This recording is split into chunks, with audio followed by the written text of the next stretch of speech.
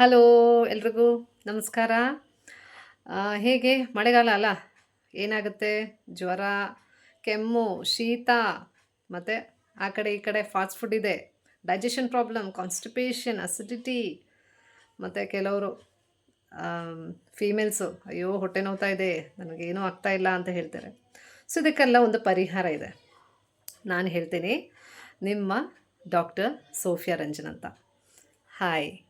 So ಇದಕ್ಕೆಲ್ಲ ಒಂದು ಪರಿಹಾರ ಇದೆ, ನಮ್ಮ ತುಳಸಿ. ಓಕೆ. ಸೊ ಈ ತುಳಸಿಗೆ ಒಳ್ಳೆಯ ಪ್ರಾಪರ್ಟಿ ಇದೆ. It's anti stress, anti accident, ಮತ್ತು ಇಮ್ಯುನಿಟಿ ಬೂಸ್ಟ್, ಡೈಜೆಸ್ಟಿವ್, ಮತ್ತು ಮೆಟಬಾಲಿಸಮ್ ಸರಿ ಮಾಡುತ್ತೆ, ಕೊಲೆಸ್ಟ್ರಾಲ್ ಲೆವೆಲ್ಲು, ಡಯಾಬಿಟೀಸ್ ಕಮ್ಮಿ ಮಾಡುತ್ತೆ. ಇದೆಲ್ಲ ತುಂಬ ಪ್ರಾಪರ್ಟೀಸ್ ಈ ತುಳಸಿ ಒಂದು ಹರ್ಬ್ಗಿದೆ. ಸೊ ಇದಕ್ಕೆ ನಾವೇನು ಮಾಡಬೇಕಂದ್ರೆ, ಇದ್ರದ್ದು ಸ್ವರಸ ತೊಗೊಬೋದು, ಜೇನುತುಪ್ಪದಲ್ಲಿ ಹಾಕಿ ತೊಗೊಬೋದು, ಇಲ್ಲಾಂದ್ರೆ ಅದ್ರ ಕಷಾಯ ಮಾಡಿ ತೊಗೊಬೋದು, ಮತ್ತು ಇದ್ರದ್ದು ಸ್ಟೀಮ್ ತೊಗೊಬೋದು, ಏನು ಬೇಕಾದ್ರೂ ಮಾಡ್ಬೋದು. ಲೈಕ್ ಇದ್ರದ್ದು ಪಂಚ ತುಳಸಿ ಅಂತ ನಾವು ಸಿಗುತ್ತೆ. ಲೈಕ್ ಕೃಷ್ಣ ತುಳಸಿ, ರಾಮ ತುಳಸಿ, ಕಪೂರ ತುಳಸಿ, ಶುಕ್ಲ ತುಳಸಿ, ವನ ತುಳಸಿ ಅಂತ 5 ಥರದ ಬಗ್ಗೆದು ತುಳಸಿಗಳಿದೆ. ಸೊ ಇದ್ರದ್ದೆಲ್ಲ ಒಂದು ಅರ್ಕನೂ ಸಿಗುತ್ತೆ, ಮಾರ್ಕೆಟಲ್ಲೆಲ್ಲ ಸಿಗುತ್ತೆ. ಲೈಕ್ ಇದು ಒಂದು ಪಂಚ ತುಳಸಿ ಅಂತ ಒಂದು ಅರ್ಕ ಬರ್ತಾ ಇದೆ. ಸೊ ಇಟ್ಸ್ ಡಿಸ್ಟಿಲ್ಡ್ ಮಾಡಿ ತೊಗೊಳೋದು ಅರ್ಕ ಅಂತ ಹೇಳ್ತೀವಿ.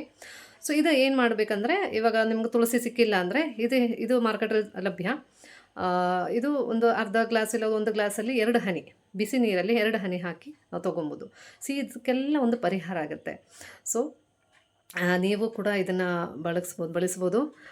ಈ ಒಂದು ಪರಿಹಾರ ಎಲ್ರಿಗೂ ತಿಳಿಸಿ. Thank you.